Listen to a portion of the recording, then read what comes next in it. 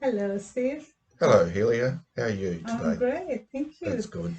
Thank you for coming back to our show and talking to my audience about That's okay. the very pressing subject these days, which is the federal budget Yes. 2021.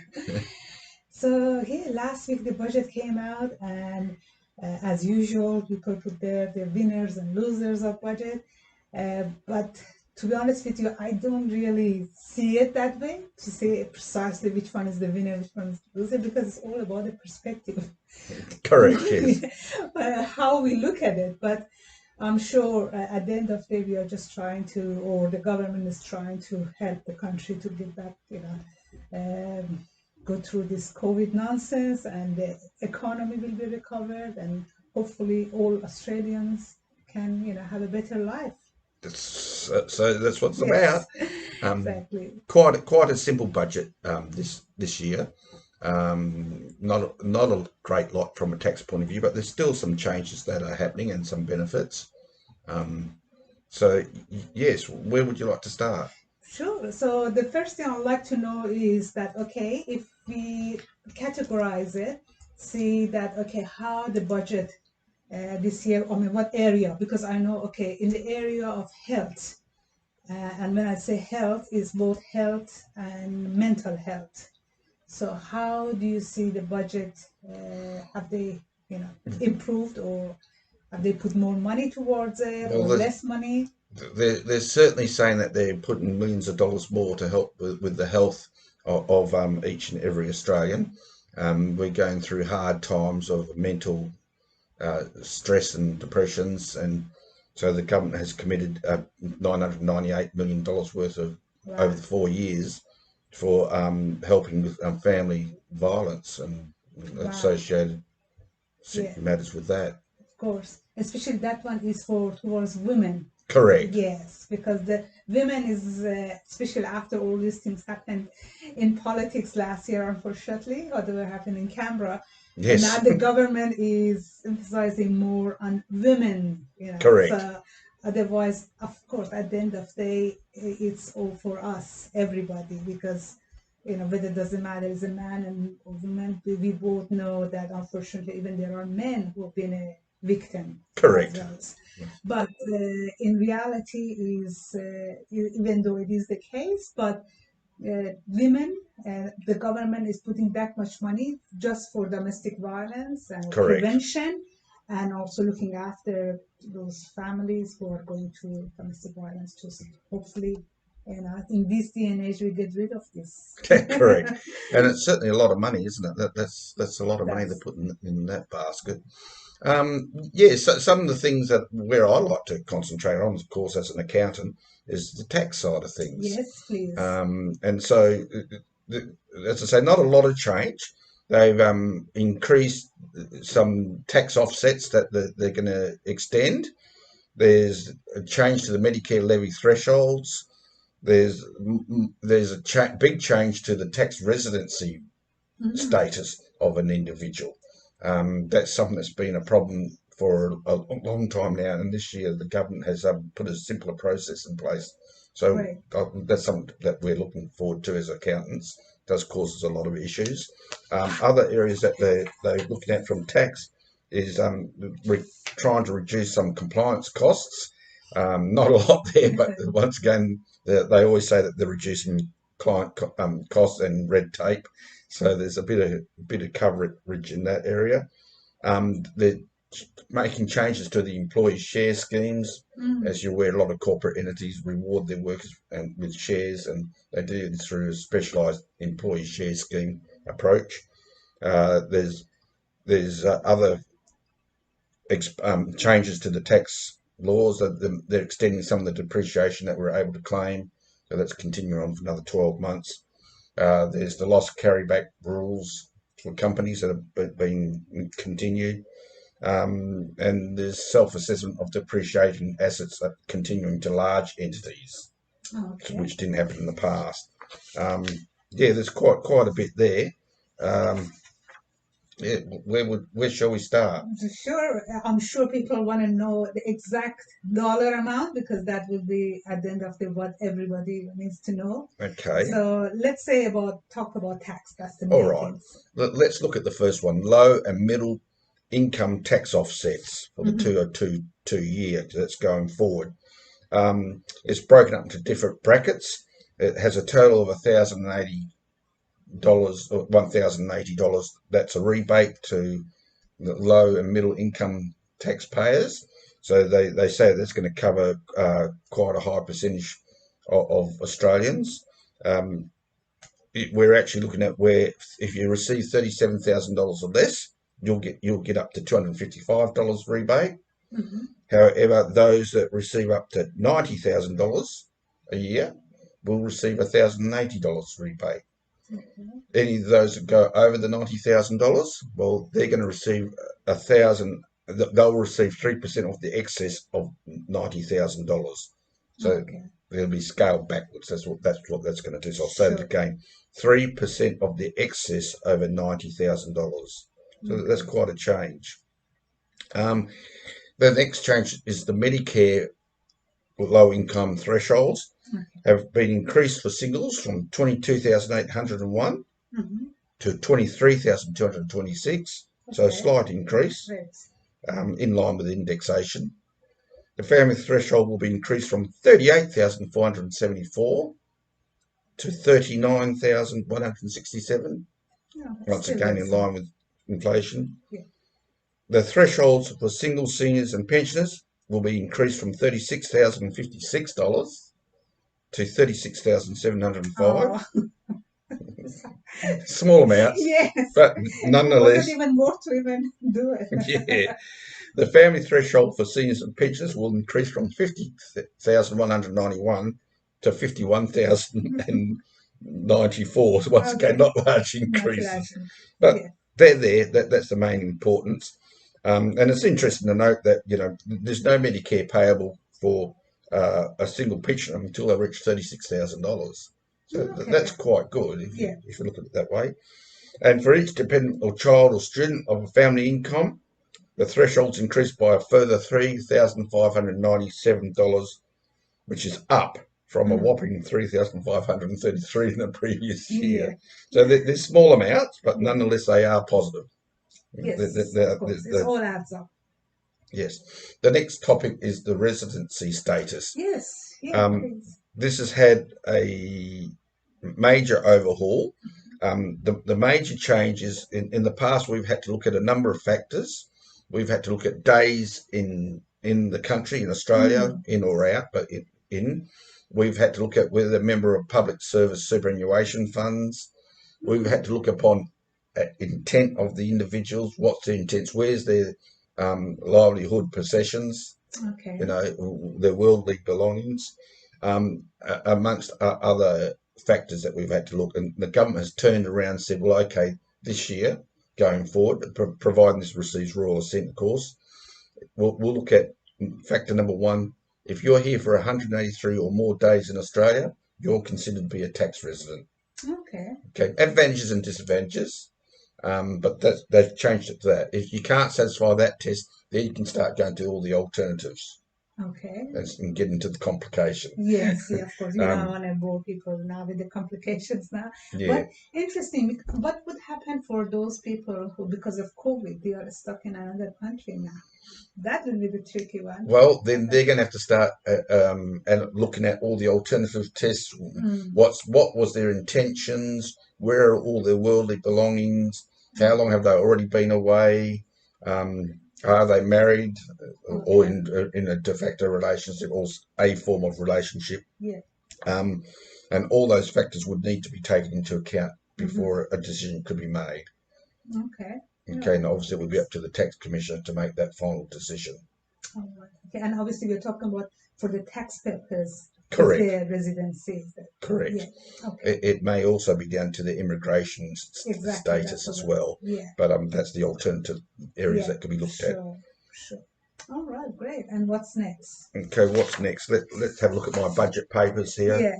Okay, they've picked on self-education expense deductions. Um, it's Yes. not to any extent, I'll be honest. It's quite positive that you may realise that when you claim seminars expenses, you claim from the first dollar. Yeah. Okay.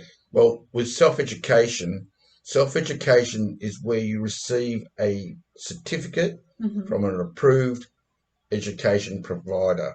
Okay. And when we attended those courses, the first $250 was not deductible, had to be reduced, taken Okay. off. Well, the government's taken that away and said, no, from the first dollar you can claim. Okay. Okay. That's a course that's That's relating to good. your job, Yeah, etc. of course, Yeah. of course. No, that's then definitely a good change. It's a Yeah. help, and Yes. it was quite a complicated calculation that you had to apply because you Yeah. had to apply it to different sections of the education expense. Yeah. So that will make that simpler to be calculated and Okay. save time and cost. Okay. So Great. that's good. Employee share schemes, Yes. quite a complicated system of law. Um, as I said, it's where mainly corporate entities will offer their employees incentives, Mm-hmm. and they did it through an employee share scheme, and they have special rules, and they have things that used to be called cessation dates, and a cessation date was a trigger for capital gains tax Tax. Mm-hmm. implications, and was also affected where we claimed what's the point word I'm trying to find, discounts on the shares Okay. when they had to be taxed or not, and whether they got applied against the capital gain or during the period.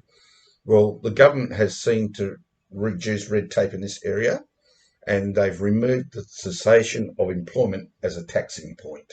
Oh, that's good. Yeah. So, So when you in the past, when you resigned from your job and you had an employee share, yeah. there was an immediate taxing point, Okay. and there was capital gains tax and discounts to be calculated Okay. and paid. And of course, that obviously caused a burden on taxpayers. Yeah. They've removed that. Okay. That's good. Okay, the final workings of how that exactly will look have not been released yet. Yeah. You know, Okay. that's quite involved. Yeah. I would expect that similar to any other points. I mean, the triggers of that should be when they sell it. Correct. Yeah, That's right. that's what the common sense says. But yeah, no, Yeah. that's Well, a good, definitely. this Yeah, was a cessation of employment, yeah, which they removed. So that's good. good. That is good. Um, what else can we cover? Temporary full expensing extension. Okay, you will remember that we had the $150,000 asset write-off. Oh yes, Okay, yeah, that's been last year. continued. Oh, good. Um, it does look like they've increased it to full expensing. So that's an asset that we would in the past normally claim as depreciation, which means we claim it over a number of years. Yes, yeah, And with the last year with COVID, that they brought in the temporary $150,000 and of upfront depreciation. That means claimed in one full yeah, out but amount. yeah. They've extended that to go till the 30th of June 22. So That's that's the good affect news. another 12 months. So we can do shopping now. That's right. And that should receive royal assent on the 14th of October 2020 was the old bill. Yeah. So they're hoping Nice. that will get passed and that will continue on. Um, Temporary loss carryback extension. Okay. Okay. They're carrying that forward for another 12 months as well. The the loss carryback extension is for companies, and in generally when you had a loss, you would carry that forward till you had a profit, and you would Yes. offset it. Yeah. Well, the loss carryback is where, for example, we had a loss this year. Mm-hmm. Sorry, we had a gain last year, Uh-huh. a Yeah. gain last year, and we have a loss this year. Uh-huh. We're now able to take this year's loss and write it back Ah, against last that's year. wow. And we'll do that in this year's return. And the idea of it will offset that loss against last year's profit, and the tax that was paid Will come back. will come back to us. Very So that's a good. positive cash flow result Definitely. that could be well welcomed. So that's Definitely. the loss carryback extension. Will go for another 12 months. I hope they would do that for capital gains tax as well. That would be good, wouldn't That it? would be that's good. Very good. Yes. But let's see. That saves the carrying forward of the capital losses, Yeah, which are exactly. quite burdensome for a lot of people. Okay, the digital economy strategy, including Yes. self-assessing the effective life of intangible depreciation assets, intangible assets, those that are not physical in their nature. For example, digital franchise fees, Okay. goodwill is an intangible asset, and we can change the effective life. So before it was in Bill of Parliament where it stated the actual years that you claim something. Well, now with effective life, each business is going to be able to say the effective life for that asset for my business is so much, and that's how you'll claim it. Okay, that's very good. So that's good. And that's a plan that's going to go quite a few years. So that's, what else can we cover in the budget? Let's go. Removing the work test for voluntary contributions. Yes, That's super. that's right. Superannuation. Yes, definitely. Okay. Not a big change, Okay. and not quite as wide as we may think. Once you reach the age of 65, you normally have to satisfy a work test to to be able to make contributions to super. They've reduced it from from 67 to they've extended it out to 74. The limiting factor, however, is it can't be personal contributions. It can only be employer contributions. Okay. Yeah, and that includes salary sacrifice and your SGCs. Okay. Okay. And how about for a business owner? For a business owner, that would be personal contributions. So the answer is no. Oh. You've got to meet that work test. Okay. That work test. You've got to meet that. So that's a change to superannuation. It's still a positive result, and obviously encouraging people to save more for the supervised salary sacrifice and also other means. You know. Is there any changes to how much they can contribute, like the 25,000 concession or perhaps has it been changed? That has been changed, not as part of the last budget, but just as previous budgets, and that's increased with indexation, and that's gone up to 27,000 for this year, going forward until, of course, the next inflation-based increase. All right. And I recall that there was a time the government was planning that the superannuation guarantee will be increased to 10%.